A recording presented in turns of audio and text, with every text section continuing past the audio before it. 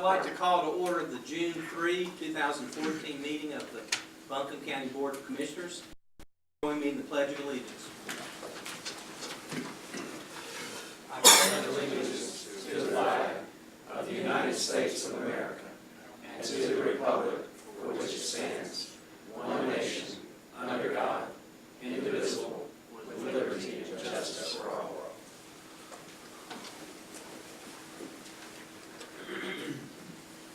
Join me in prayer.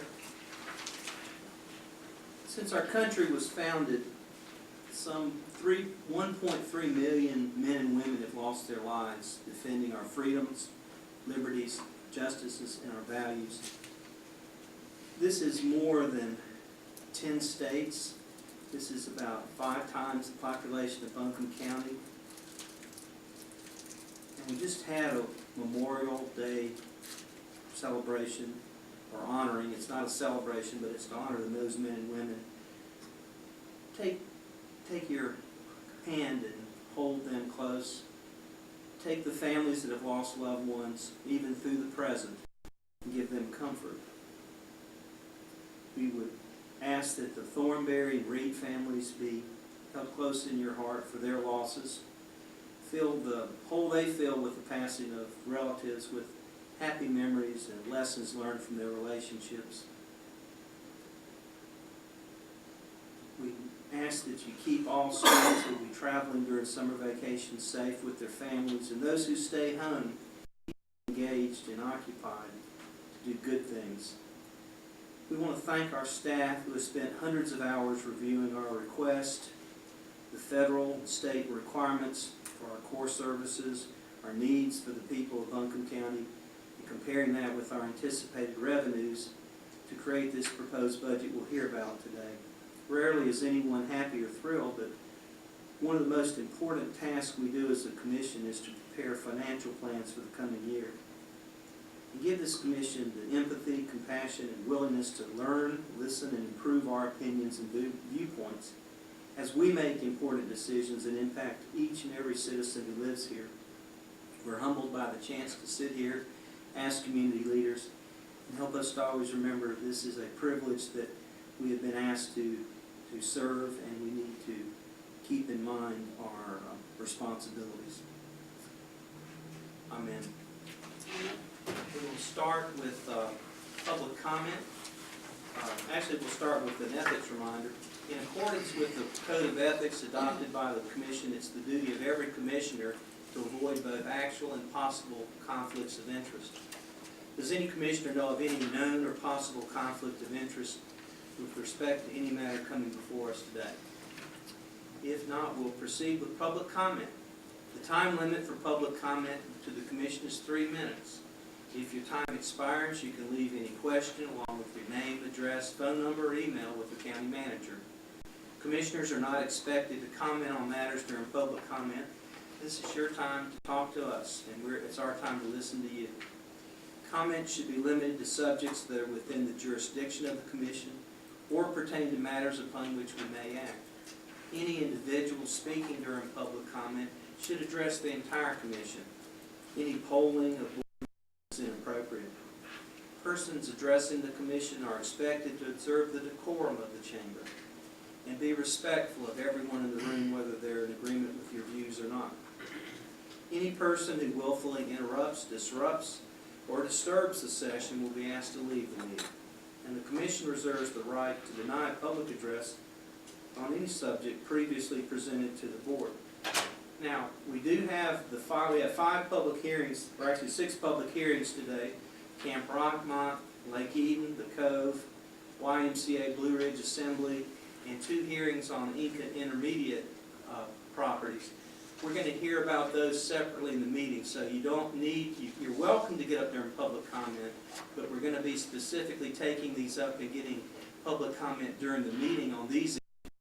So I would urge you, if you want more bang for your comments, it's probably better to wait till the public hearings on those. We will hear you on anything because you are, as a member of the Buncombe County public, entitled to speak, but we're going to take it up a little bit later in the agenda. So, with that being said, anybody have any public comment tonight? Yes, ma'am, front row, and then we'll do Eddie.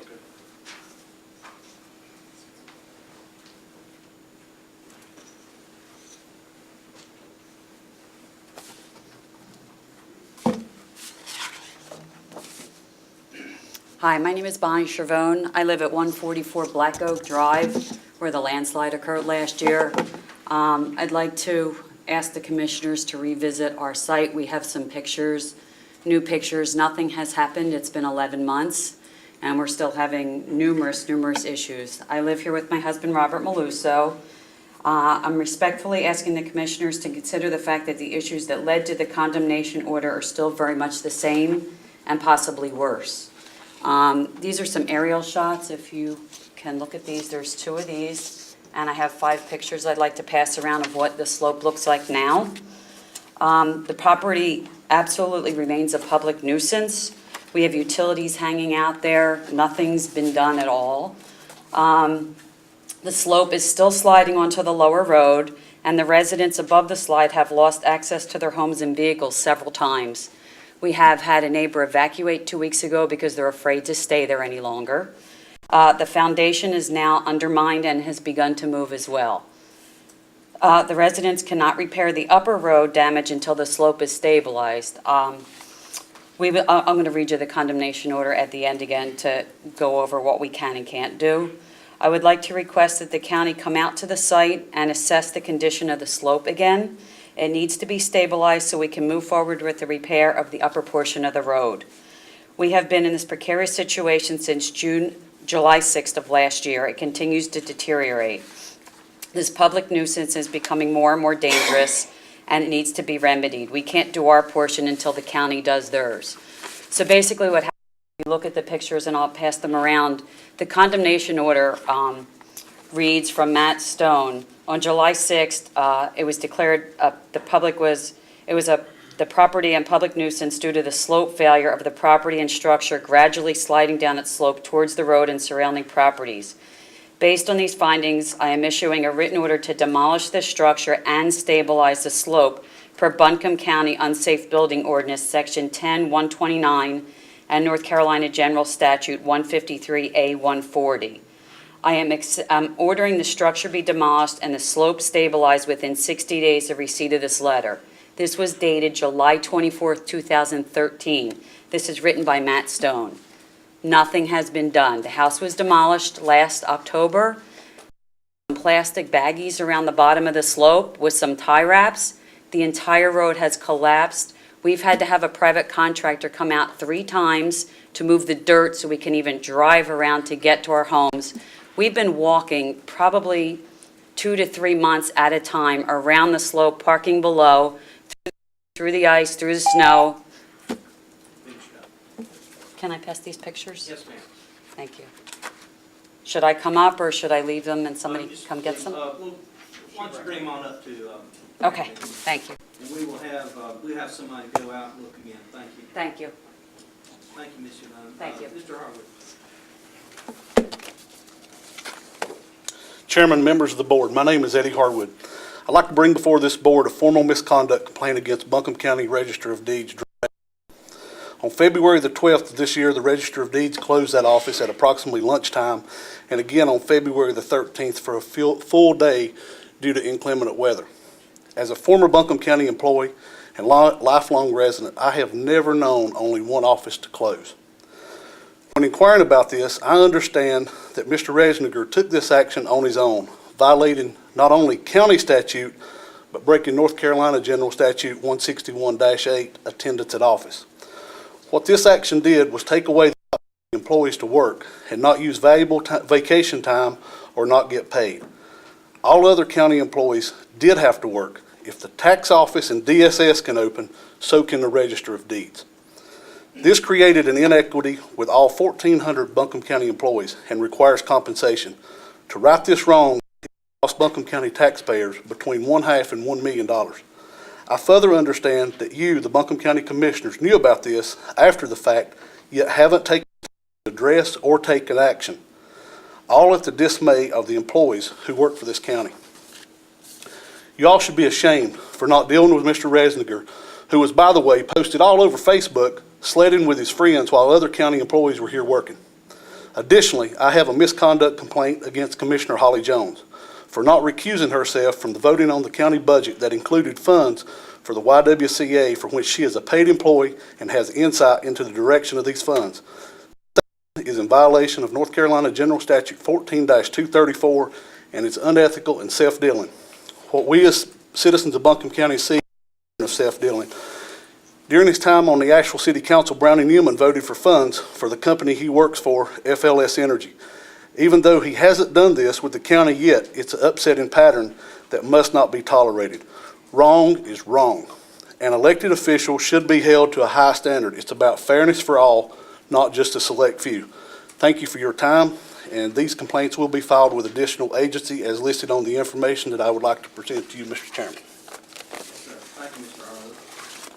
Chairman Gann, I would like to, when the wrong is wrong and the information was wrong, I am not employed by the YWCA at Asheville at all, so I'd like to have that in the record.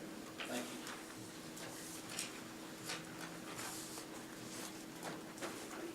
All right. Any other public comment tonight? Yes, ma'am. Third row there. Both of you. You're quicker, so We're together. We're you're together. together. We're a team. Okay. Thank you. Good afternoon. My name is Julie Porter Shirley, and this is Amy Walmsley. We are here representing WNC for Public Education, a nonpartisan, parent-driven organization representing schools across Buncombe County comprised of 25,000 families. We thank all of you for your service to the county, and we are grateful to those of you who were able to attend our forum on May 8th. We are here to speak about our concerns regarding the proposed 2015 state budget and its impact on our public schools. At our forum, we discuss the importance of treating our educators with professionalism and respect. While the proposed state budget increases teachers' salaries, it comes at the tremendous cost of cutting 50% of vital teaching assistants, lowering the dollars spent on textbooks, as well as much-needed transportation. These cuts put tremendous strain on our teachers and our students.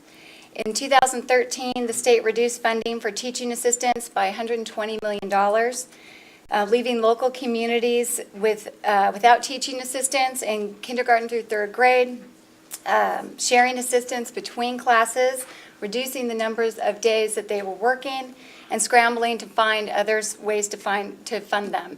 In some instances, PTOs picking up that tab. The proposed budget paints an even bleaker picture for next year.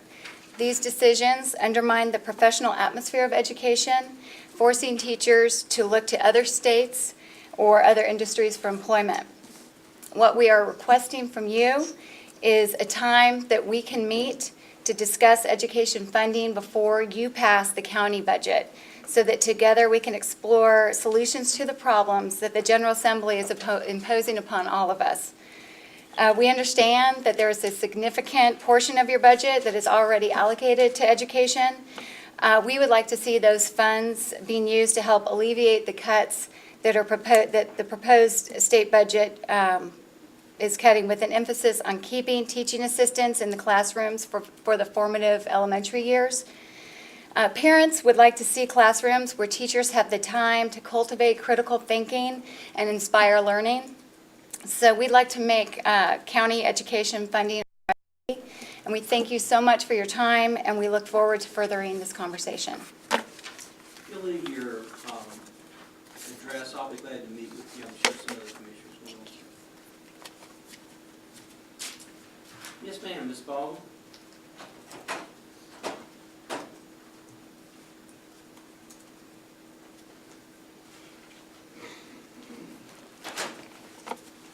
Thank you, Chairman and Commissioners.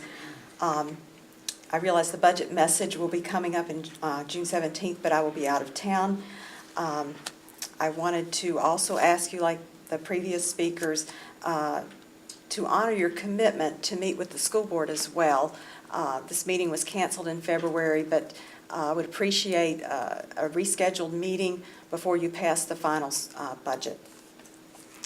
As you know, I'm a Buncombe County School Board member.